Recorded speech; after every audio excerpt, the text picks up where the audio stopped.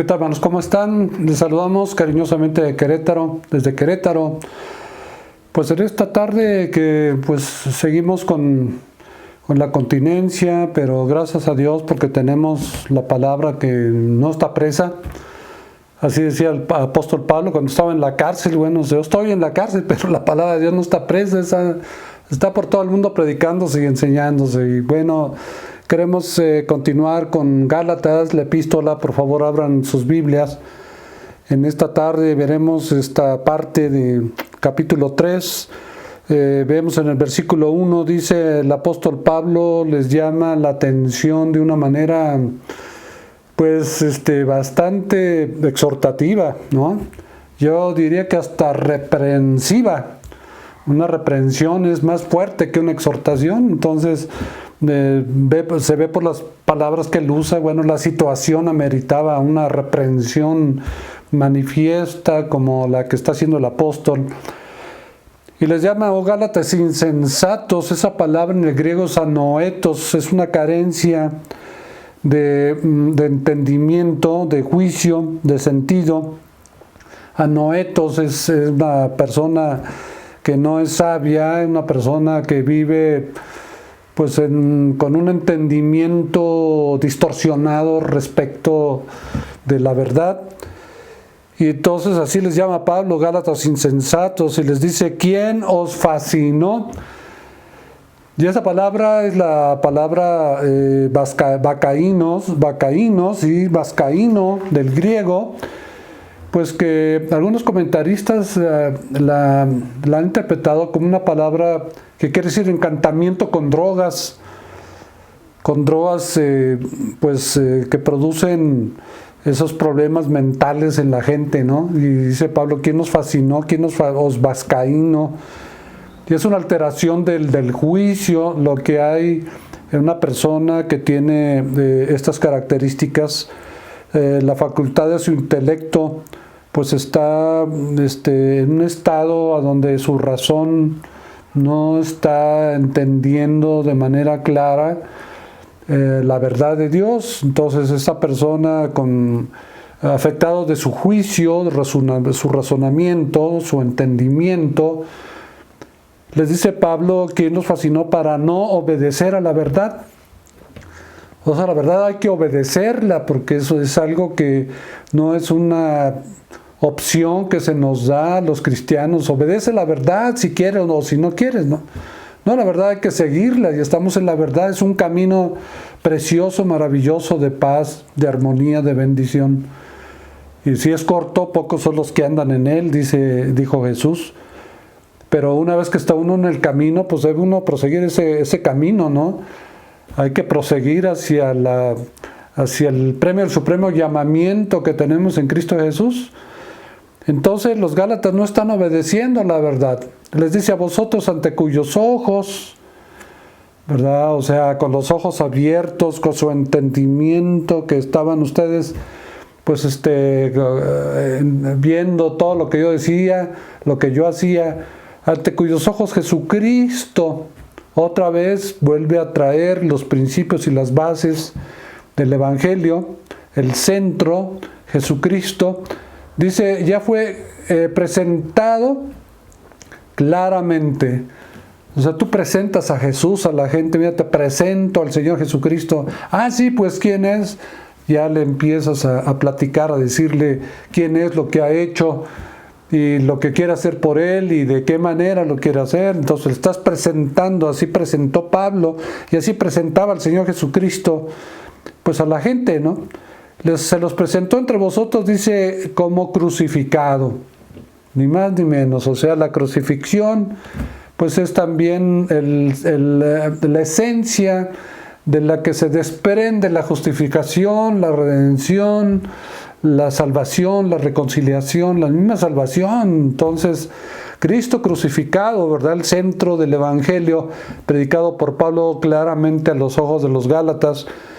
Entonces, en el versículo 2, les hace una pregunta el apóstol. Dice, esto solo quiero saber de vosotros. O sea, quiero saber esto solamente de ustedes. Y fíjese qué manera de traerlos pues a que comprendan el problema en el que se encuentran. Les dice, recibisteis el Espíritu por las obras de la ley, uno, o recibisteis el Espíritu por el oír con fe. O sea, ustedes están otra vez en las obras de la ley, han sido perturbados, se les ha predicado un evangelio diferente, están siendo arrastrados y llevados otra vez a una vida de derrota, a una vida de esclavitud. Pero les dice Pablo, a ver, ¿cómo recibisteis el Espíritu Santo? El Espíritu Santo lo recibisteis cuando oísteis el evangelio, ¿verdad? Dice en Efesios 1:13, así también vosotros, habiendo oído la palabra de verdad, el evangelio de vuestra salvación, y habiendo creído en él, ¿qué pasó? Fuisteis sellados con el Espíritu Santo. El sello del Espíritu Santo fue puesto en los Gálatas, pues cuando recibieron por fe este regalo precioso, maravilloso que Dios les entregó a través de Pablo y por la obra de nuestro Señor Jesucristo. Y bueno, yo recuerdo que decía un pastor, bueno, ¿cómo reconoce un ranchero a sus vacas? ¿Verdad, hermanos? Pues cuando se saltan o rompen donde están encerrados las maderas y se salen, se van a otras rancherías, ¿cómo los reconocen entre tantas vacas que luego tienen los vecinos? Bueno, es que cada ranchero marca a sus vacas, a sus ovejas, a sus animales. Entonces cuando pasa esto van y sin ningún problema, bueno, ese es de mi rancho porque tiene el sello de mi rancho, un sello que se lo ponen con un fierro ardiente a la res, al caballo, y entonces, bueno, así dice la palabra de Dios, reconoce Dios a los que son suyos. ¿Y cuál es el sello de Dios en tu vida? El Espíritu Santo.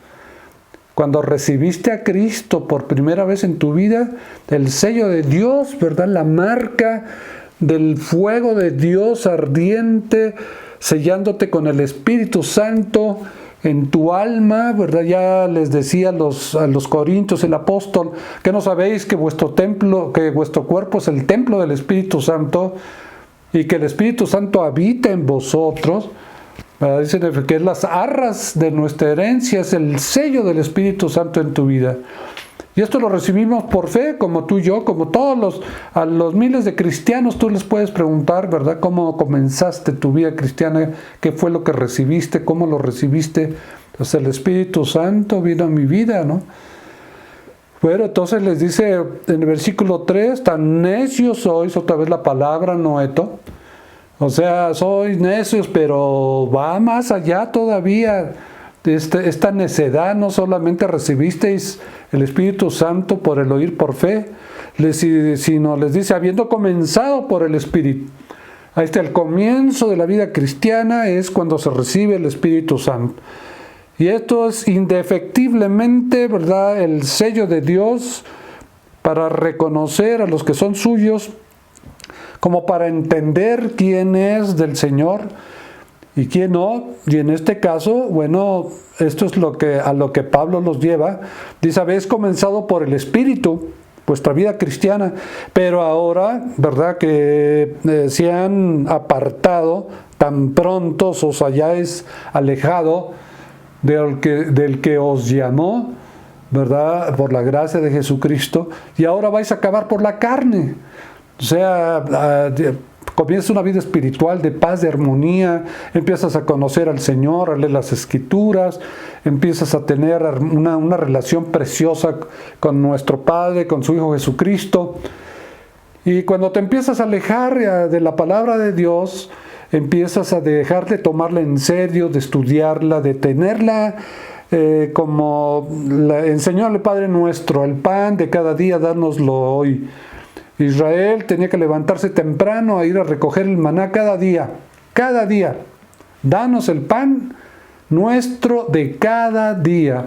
Lo que leíste ayer y lo que Dios te ministró y te dio en la meditación hermosa que tuviste, Hoy necesitabas renovar, es como la pila de tu celular, ¿verdad? Que lo tienes que cargar cada noche y lo oyes, como lo usas, como todo el mundo lo está usando hoy en día, pues no puedes dejarlo 2-3 días sin cargarlo, porque te baja la pila y ya no te sirve. Entonces la pila se baja. Andas con la pila baja, andas cabizbajo, triste, te sientes enojado, aburrido, fastidiado, y ya quisieras, bueno, que todo volviera a ser como antes del COVID, y ya quisieras volver a estar en un restaurante, en el cine, y cuánta cosa. Entonces, todo ese malestar en cualquier crisis, pues lo que denota también es un aburrimiento y un hastiamiento en tu alma y en tu espíritu, carente del pan de vida. O sea, hay una mala alimentación, una nutrición de las cosas de Dios muy baja. O sea, Dios es suficiente y nos basta su gracia, y si entendemos la situación y sabemos que tenemos que esperar, bueno, el gobierno dará el banderazo verde cuando sea un momento en el que, bueno, no existe ya el peligro de que te contagies aquí y allá, y por cualquier cosa, pues ahorita la gente pues está en un riesgo al volver a salir de la cuarentena. Vuelves otra vez a salir y a enfrentar, pues como está pasando en muchos países, ¿verdad? Vuelven otra vez, el ciclo vuelve a repetirse, ¿no? Entonces se siguen teniendo precauciones, se van a abrir las iglesias poco a poco, el número de congregantes va a ir poco a poco dando pie, ¿verdad? Que como el gobierno lo permita, a que puedan haber del 30% al 50%, al 70%, y finalmente, pues bueno, ya estaremos como antes del COVID, ¿no? Pero mientras tanto, pues sígase cuidando, mi hermano. Tenemos noticias, pastores que están padeciendo por este contagio, ¿verdad? Cruel, sanguinario, este asesino invisible, tormentoso, pues que no queda otra más que cuidarse. Digo, si nunca lo hicimos así, pero pues ahora hay que estarse lavando las manos, y sales y usas tu mascarilla y distancia, y estarse poniendo gel cuando va al supermercado, desinfectar las cosas que traigas del supermercado, y pues todo lo que sea prudente hacer, pues hay que hacerlo, man, porque va la vida de tus padres, va la vida de ti mismo, de todos los que te rodean en tu familia, va la vida. O sea, no es un juego, o sea, de que existe, ¿verdad? Las causas por las que fueron, ya es otra cosa. Pero las causas, pues, están muy claras delante de nuestros ojos. Entonces, les dice el versículo 4, tantas cosas habéis padecido en vano, si es que realmente fue en vano. En 1 Corintios 15:58, el apóstol Pablo se despide de los corintios y les dice así: que, amados hermanos, estad firmes y constantes en la obra del Señor, sabiendo que lo que ustedes hacen por el Señor no es en vano. No es en vano. Nada de lo que nosotros hagamos por el Señor es en vano. Ya en el tribunal de Cristo, en el rapto, la iglesia es llevada al cielo. Entonces se abre un tribunal para juzgar las obras buenas que Dios va a recompensar. No es un juicio para condenación. Ese ya lo tuvimos en Cristo, gracias a Dios. Ninguna condenación hay para los que estamos en Cristo. Vamos al juicio, al tribunal de Cristo, para que Dios recompense, y con galardones, con coronas, con premios, eternamente a los creyentes que hicieron para Dios un trabajo fiel de amor a su nombre, o que murieron por Él, o que lo sirvieron y fueron obedientes y le echaron ganas, se esforzaron, fueron valientes en la obra del Señor. Va a ser el tribunal de Cristo, ¿verdad?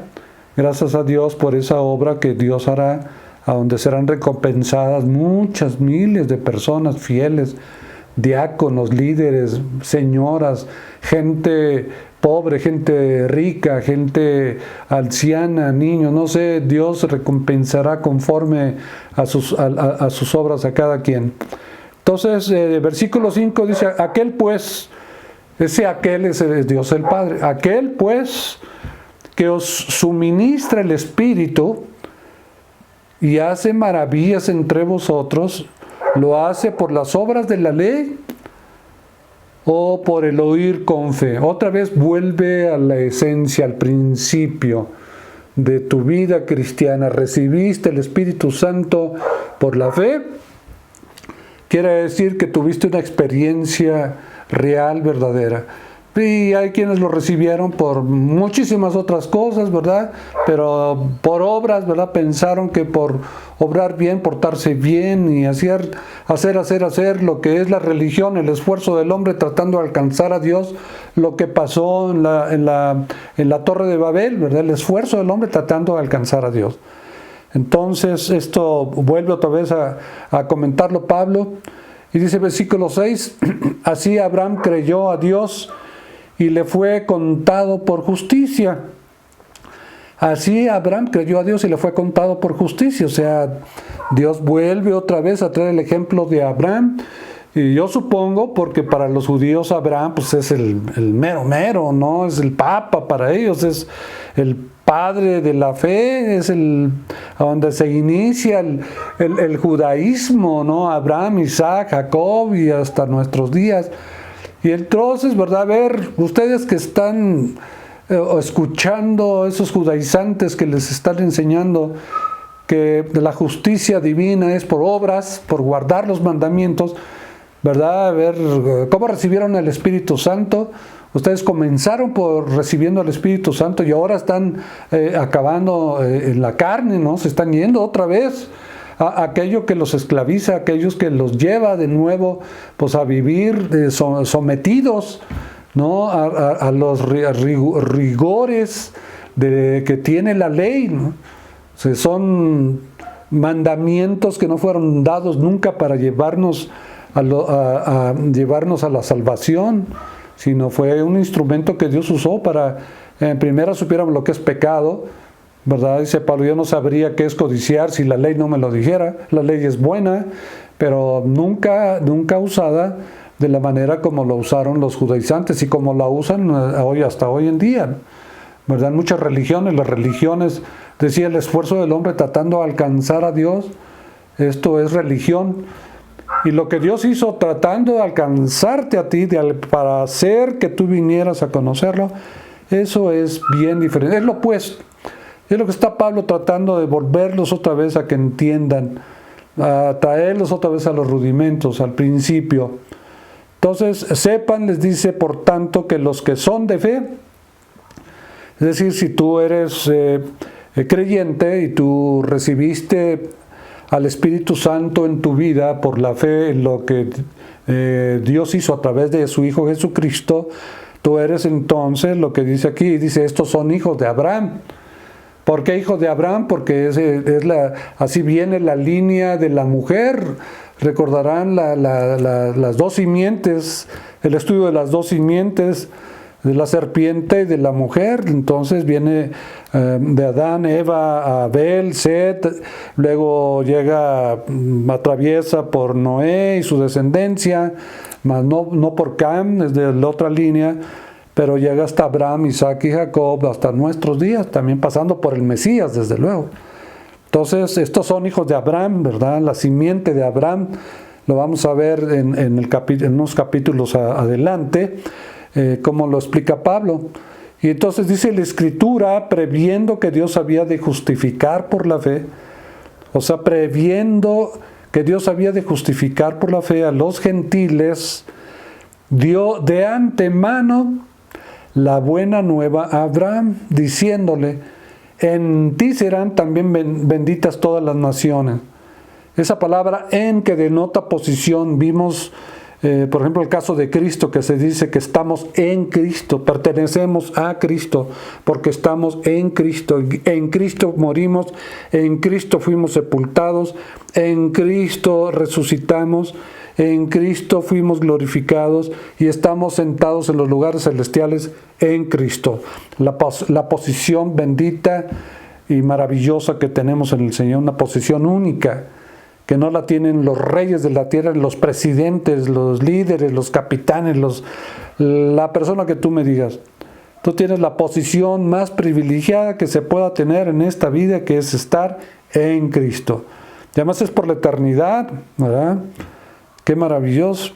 Entonces, previendo la Escritura, ya la Escritura a través de las profecías, pues que se encuentran, ya vimos pues que por lo menos el 70% de la palabra de Dios es profecía, y debemos estar atentos a ella como una antorcha que alumbra en lugar oscuro. Y esto de ser guiados, dijimos, pues de manera sobrenatural y por otra serie de cosas que bien puede Dios haberlas usado en el Antiguo Testamento. Ahora en el Nuevo Testamento Dios nos guía por su palabra, nos revela por su palabra, y ese es el medio que Dios así diseñó para nosotros. En otros tiempos diseñó otras formas de guía, desde sacar a Israel y atravesarlo por el Mar Rojo y llevarlo por el desierto, una nube de día y una columna de fuego en la noche, guías sobrenaturales a los reyes magos, ¿verdad?, que fueron llevados al pesebre a encontrar, a adorar al niño Jesús por la estrella de Jacob. Y encontramos muchas guías, sueños, éxtasis, y manifestaciones milagrosas, maravillosas de Dios. Pero ahora Dios nos guía por su palabra, es suficiente, ¿verdad? Lo que tenemos escrito, tenemos al Espíritu Santo de Dios morando en nosotros, y su palabra, fíjese qué par de instrumentos, de recursos tan poderosos Dios ha dejado en el cristiano, en esta dispensación de la gracia, ¿no? Entonces ya se preveía que Dios iba a salvar a los gentiles, ¿sí? Porque así le dijo a Abraham, se lo dio a conocer de antemano a Abraham. Dice la buena nueva, el evangelio de la salvación, ¿verdad?, que iba a venir a los gentiles, cuando le dijo: en ti serán benditas todas las naciones. O sea, las naciones que se convirtieran por la obra del evangelio y por el trabajo del Espíritu Santo de Dios en sus vidas, pues serían benditas, ¿verdad? Y serían, porque fueron escogidos en Cristo antes de la fundación del mundo, y después, ¿verdad?, por toda la simiente de la mujer, pues fueron bendecidos, pues a través de esa línea que se inicia en Abraham, ¿verdad?, después del diluvio, y llega ya cuando Dios escoge a Israel, pues su descendencia de la promesa viene por Abraham, Isaac, Jacob. De modo, dice que los que son de fe son bendecidos con el creyente Abraham. Los de fe son bendecidos con el creyente Abraham. Tenemos una enorme bendición, no solamente por tener la salvación, el perdón de pecados, ya se arregló nuestro problema legal con la justicia divina, imagínense, sino que ahora las bendiciones, ¿verdad?, que tenemos por ser hijos e hijas de Dios. O sea, no puedes estar pensando nada más en bendiciones materiales. O sea, eso dijo el Señor: busca primero el reino de Dios y su justicia, y después todas las cosas te vendrán por añadidura.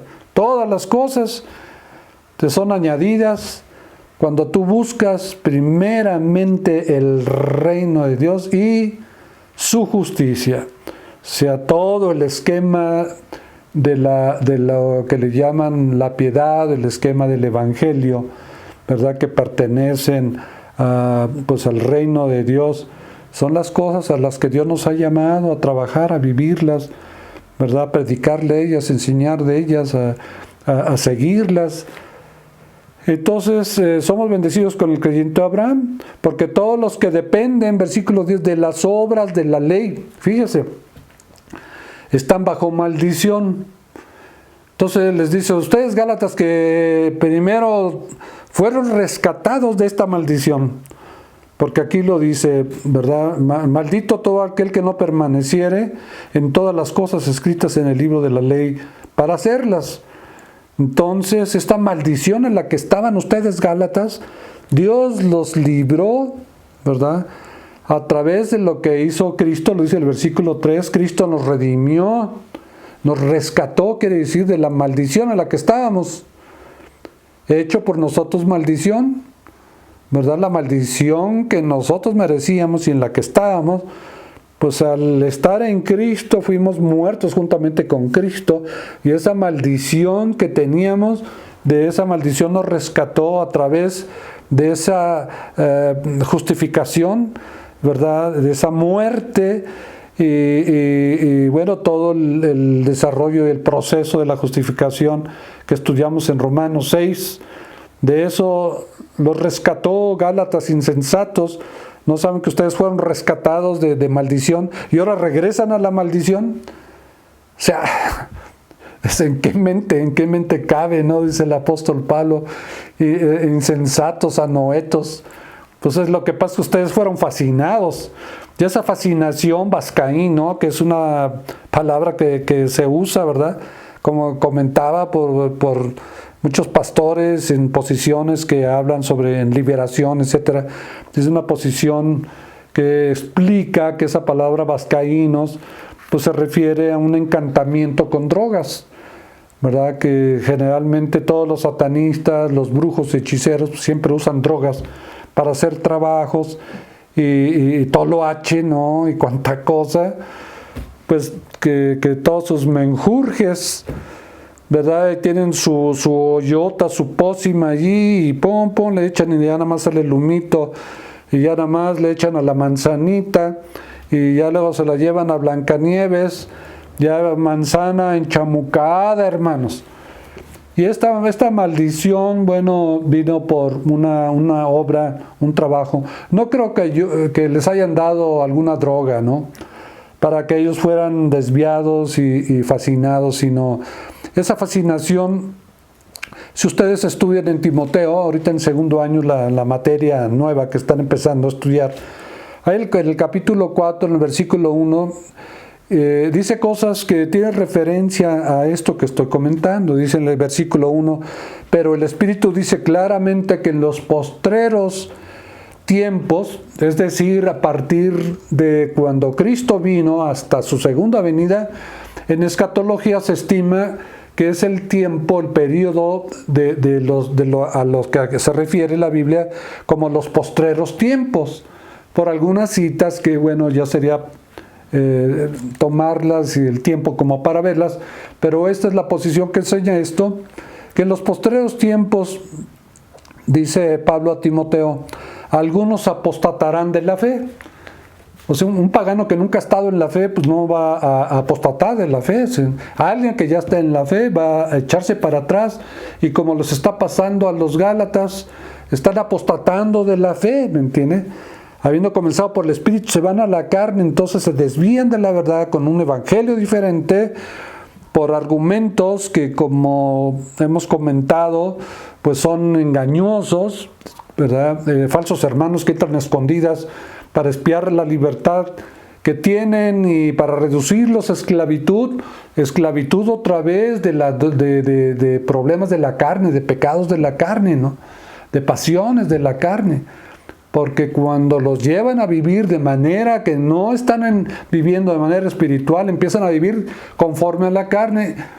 Y Romanos 7 enseña el problema tan fuerte que hay en la carne.